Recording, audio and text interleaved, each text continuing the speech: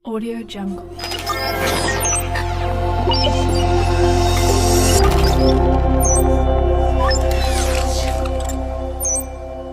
Audio Jungle. Assalamualaikum warahmatullahi wabarakatuh. Perkenalkan, nama saya Beni Pranata. Saya dari Institut Pendidikan Tapanuli Selatan atau IPTS. Jurusan atau prodi saya vokasional informatika, Fakultas MIPA Matematika Ilmu Pengetahuan Alam. Alamat saya di Sidobangun, Kabupaten Tapanuli Tengah. PPL di SMA Negeri 1 Batang Toru dengan pamong saya yang bernama Ibu Isnaini Mutia Arahat SPD. Terima kasih. Assalamualaikum warahmatullahi wabarakatuh. Assalamualaikum. Ya.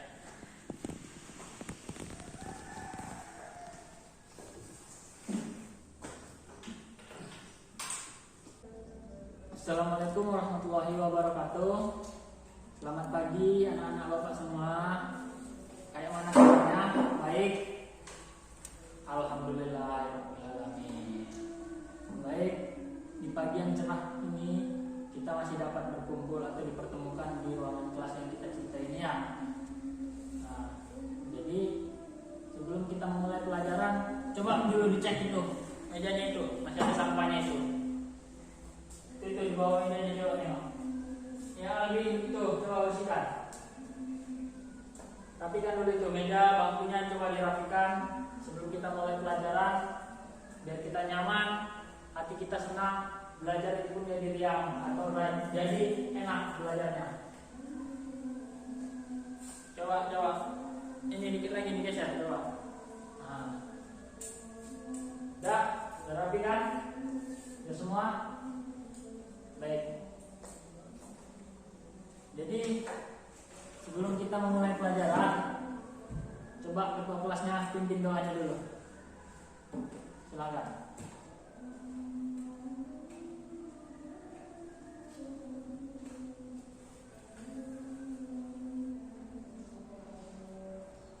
Alhamdulillah. Baik. Untuk sekretarisnya coba maju dulu untuk menyanyikan lagu wajib nasional atau Indonesia Raya Kemplan. Untuk semuanya mari kita berdiri.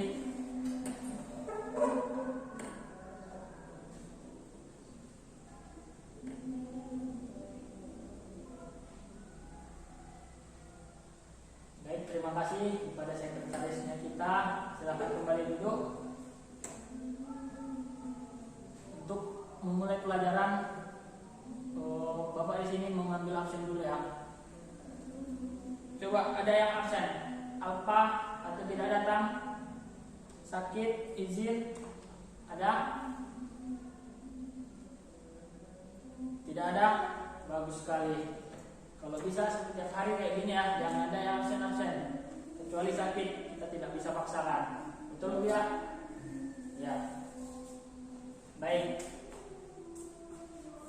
Untuk memulai pelajaran hari ini, Bapak akan membawakan materi tentang embedded system. Ada yang tahu embedded system itu apa? Belum ada yang tahu? Baik. Jadi kita di sini akan memulai materi kita yang berjudul besar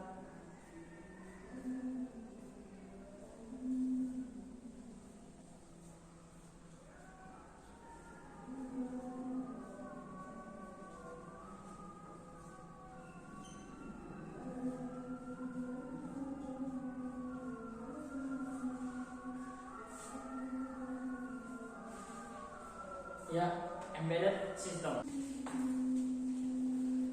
Banyak yang belum mengenal ataupun mengetahui apa itu embedded system atau sistem tertanam.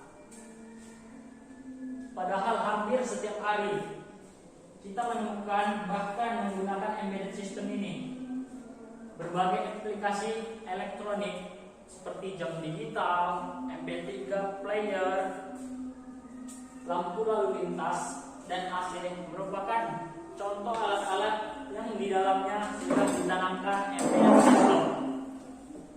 Embedded system ini tidak hanya dapat digunakan di dalam dunia IT, tetapi juga dapat diimplementasikan di dunia otomotif atau bahkan kedokteran. Pada bab ini, Bapak akan jelaskan mengenai apa itu embedded system dan penggunaan salah satu aplikasinya, yaitu Arduino IDE. Baik, yang pertama itu kita mengenal yang namanya embedded system.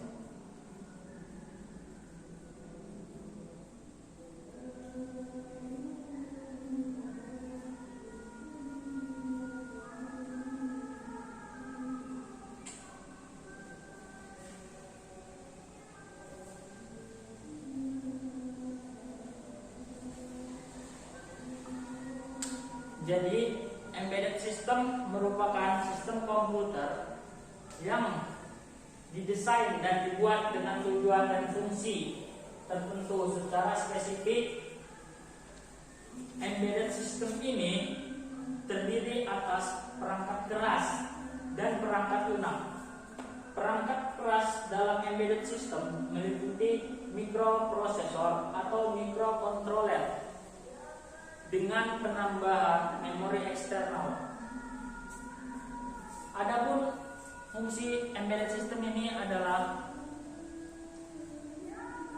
di sebagian fungsi embedded system ini dikhususkan untuk aplikasi real time. Perangkat lunak embedded system biasanya disebut dengan firmware, karena perangkat lunak tipe ini dapat dimuat ke ROM, EPROM, dan memori flash. Sekali program dimasukkan ke dalam perangkat keras, maka program tersebut tidak akan pernah berubah kecuali jika diprogram ulang. Jadi ada yang tahu maksudnya apa itu embedded system? Embedded system itu ya artinya aplikasi tertanam atau yang disebut juga dengan penggerak atau sebagai penggerak tertanam. Seperti contohnya itu kayak yang ada di jam tangan, yang jam tangan digital ya. Kalau kita tidak mengotak-atik atau programnya, maka jam tanganmu itu akan berjalan sesuai waktu atau sesuai dengan apa yang kita buat pada awal jam itu dibuat. Nah, itu contohnya seperti kamera atau kamera digital. Nah, embedded system itu tertanam di pada bagian yang autofokusnya, sehingga kita bisa menggunakan autofokusnya tersebut. Nah, mungkin seperti itulah pengenalan kita tentang embedded system yang paling dasar, atau yang bagaimana yang ini pengenalannya. Itulah mungkin dasar pengenalannya kita tentang embedded system yang tadi. Baik, seperti itulah pengenalan kita tentang embedded system. Nanti anak-anak cari ya apa pengenalan atau pengertian embedded system itu apa, cari, tulis di bukunya sendiri biar ada tugasnya. Oke. Kemudian di sini kita untuk mengetahui perbedaan embedded system dengan sistem lain, ada ciri-ciri embedded system yang ada 3 yang dasarnya yang kita ketahui.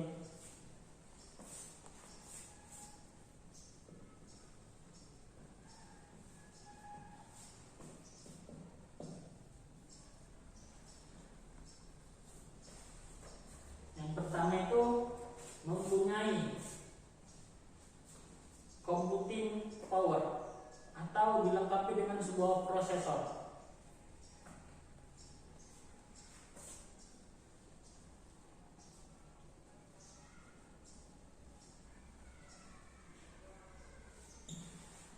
Yang kedua, bekerja di lingkungan luar ruangan atau tidak dilengkapi dengan AC dan mendapatkan gangguan seperti getaran dan debu.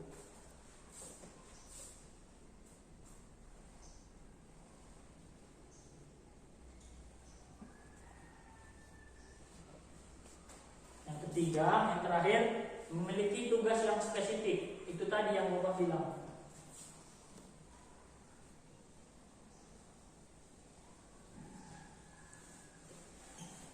Seperti yang Bapak bilang tadi, tugas spesifik seperti pada kamera digital atau kamera digital, dia memiliki sistem autofocus yang sistemnya tertanam di pada autofocusnya, sehingga dapat pada kamera dia memiliki sistem autofocus. Itulah tugas spesifik dari embedded system di pada kamera. Kemudian jadi di sini pemakaian embedded system dalam kehidupan sehari-hari itu kita dapat temukan pada contohnya Automatic Teller Machine, ada yang tahu? Itu ATM singkatannya.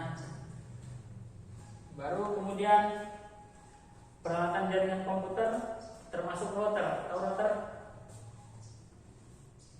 Baik, bagus. Yang kedua, kemudian ada time server dan firewall. Kemudian printer komputer. Yang nggak ada tahu printer komputer, awas saja. Yang keempat, ada mesin fotokopi, telepon genggam, penyimpanan hard disk, kemudian pengontrolan pabrik, komputer transaksi di jalan tol, dan lain sebagainya. Kemudian ada pun kategori embedded system. Kita masuk yang pertama. Di sini ada kategori embedded system.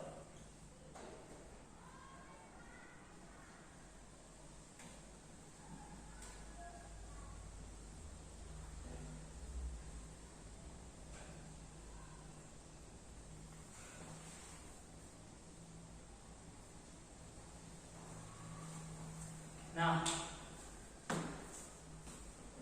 embedded system dapat diklasifikasikan berdasarkan fungsi dan kinerjanya, yaitu sebagai berikut.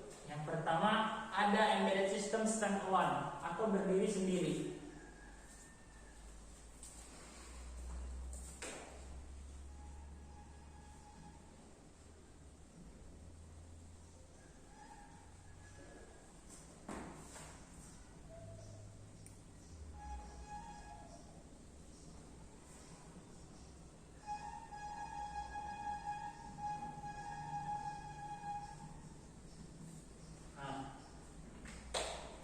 Jadi embedded system standalone ini atau yang berdiri sendiri merupakan embedded system yang dapat bekerja sendiri. Contohnya, alat dengan embedded system yang dapat berdiri sendiri itu adalah seperti konsol game atau konsol video game, MP3 player, dan kamera digital.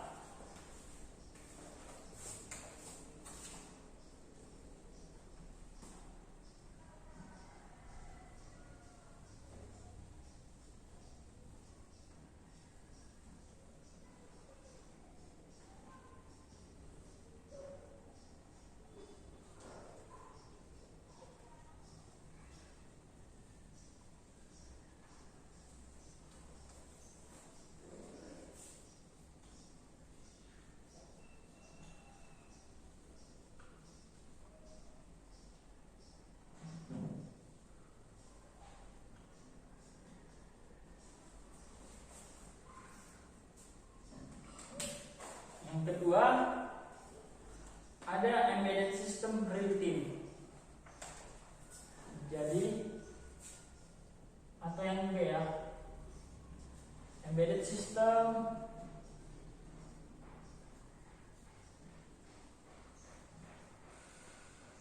real time. Nah, jadi embedded system yang dapat dilakukan atau dikatakan jika memiliki waktu respon yang cepat.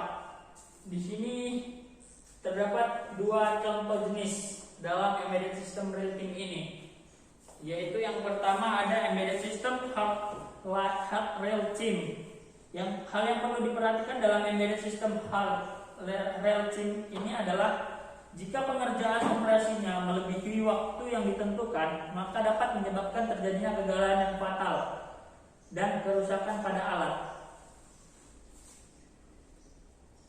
Jadi Jika suatu program itu pada embedded system hard real time ini, jika pengoperasiannya berlebihan atau over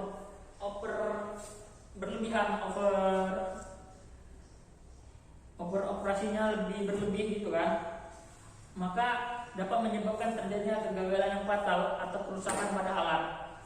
Contoh, jika pada sebuah pabrik pengoperasiannya hanya berdasarkan datanya misalnya selama hanya 2 jam, kemudian tiba-tiba kita buat melebihi dari 2 jam, yaitu 3 jam, maka itu akan menyebabkan kerusakan yang fatal atau alat pengoperasian itu bisa dapat jadi rusak atau gagal pengoperasiannya.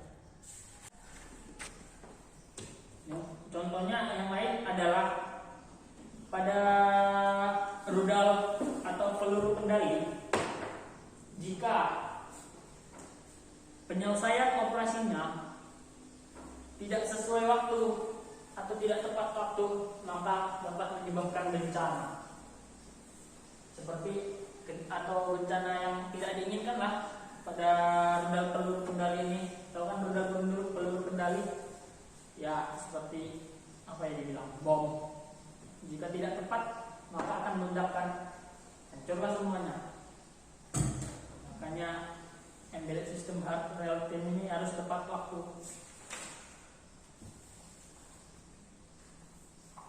Baru ada embedded system soft real time.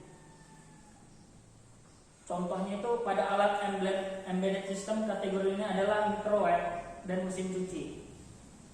Walaupun ada batasan waktunya untuk setiap operasi, namun keterlambatan yang dapat ditoleransi adalah dalam hitungan detik, bukan milisekund. Kemudian ada networked embedded system. Networked embedded system yang sistem digunakan untuk menghubungkan jaringan ke sumber akses.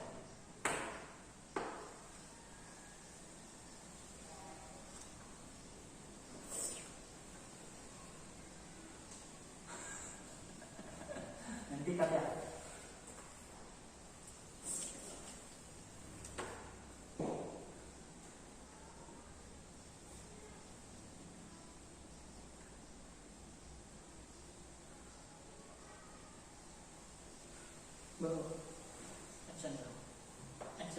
Action. Contoh dari LAN network embedded system. Pada sistem pengamanan rumah, di mana semua sensor, misalnya pendeteksi gerak,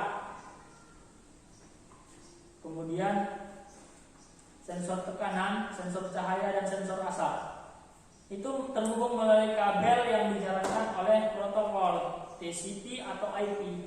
Makanya dia dikatakan network embedded system. Jadi terhubung dengan network atau jaringan.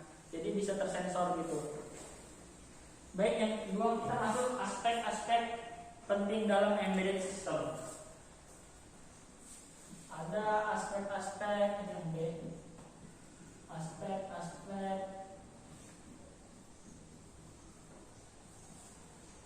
penting dalam embedded system.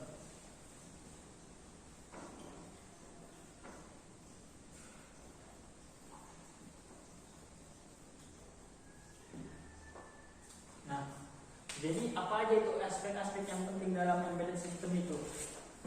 Yang pertama itu ada biaya.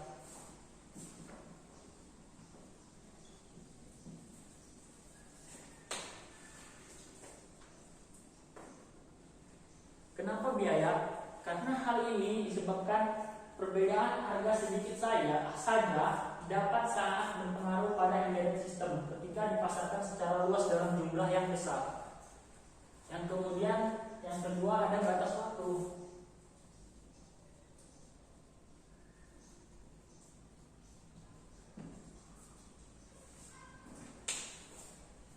Batasan waktu itu pada umumnya embedded system merupakan real-time system. Real-time system yaitu yang prosesnya terbatasi oleh batas waktu atau limit time atau time limit.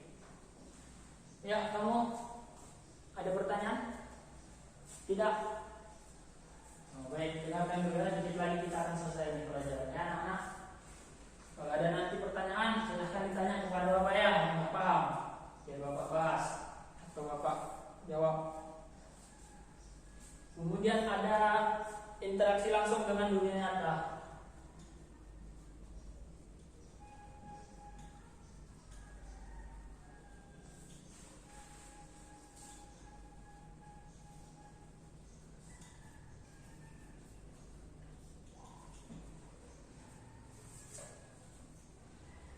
Pada umumnya berhubungan langsung dengan dunia nyata. Oleh karena itu, jika terjadi kesalahan atau kerusakan pada embedded system, akan berdampak lebih besar dibandingkan dengan sistem komputer biasa.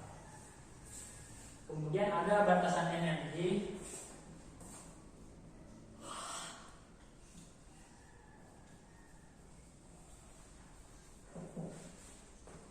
Di mana sistem yang mengambil daya dan energinya dari baterai, maka serangan atau gangguan pun dapat terjadi pada embedded system melalui power supply atau power supply ya. Kemudian elektronika.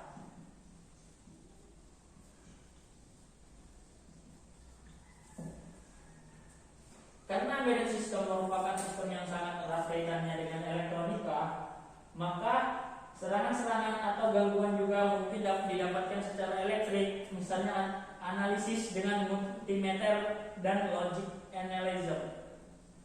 Walaupun sistem komputer lain pada dasarnya juga merupakan alat elektronik, tapi memungkinkan atau kemungkinan serangan dan gangguan pada embedded system bisa lebih besar terjadi. Baik, ada anak-anak, apakah ada yang ingin ditanya pada yang atau yang Bapak sudah jelaskan tadi?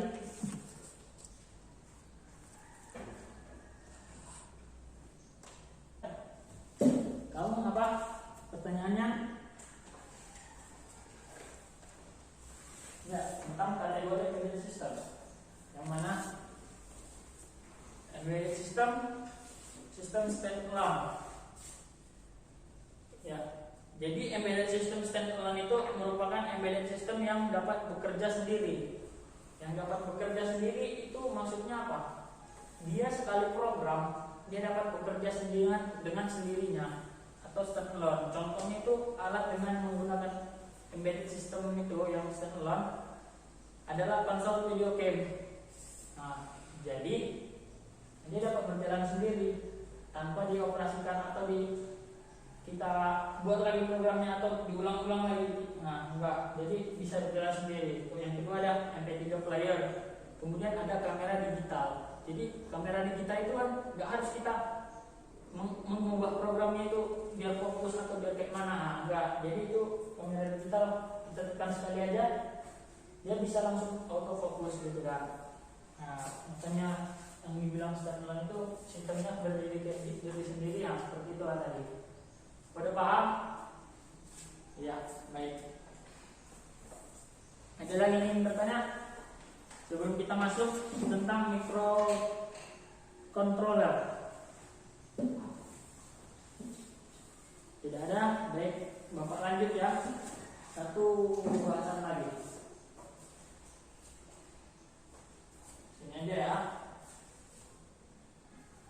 Ada microcontroller.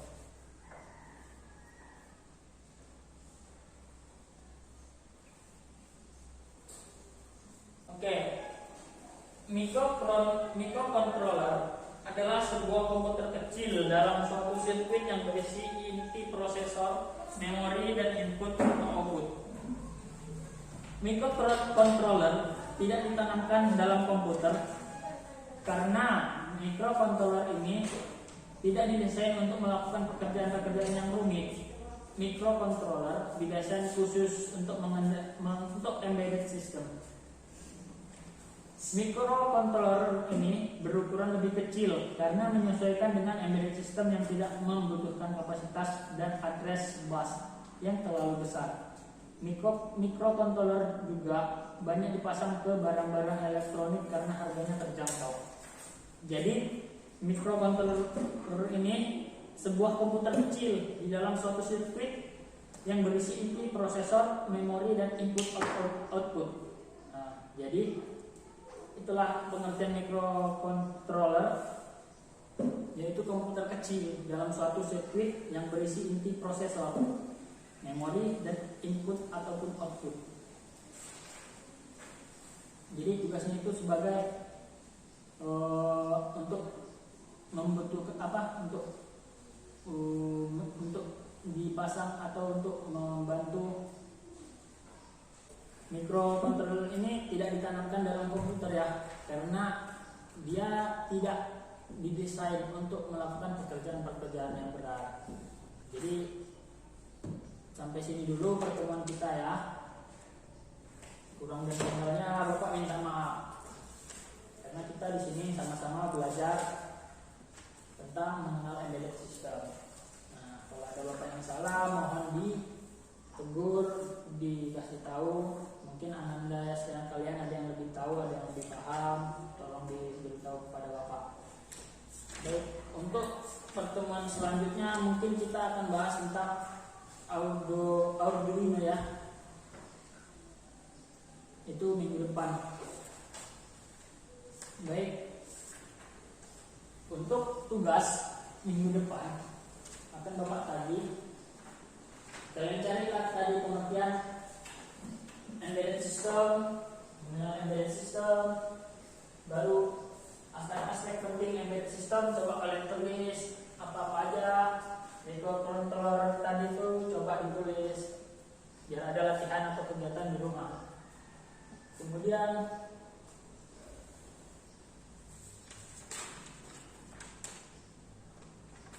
apa aja contoh yang ada, atau misalnya kayak tadi kamera kan, kamera menggunakan embedded system. Nah, apa aja coba yang ada terhadap kehidupan sehari-hari, coba kalian cari sebanyak-banyaknya ya. Baik, mungkin itu saja pertemuan kita pada hari ini. Kurang dan jalannya Bapak mohon maaf. Bapak akhiri, Assalamualaikum warahmatullahi wabarakatuh.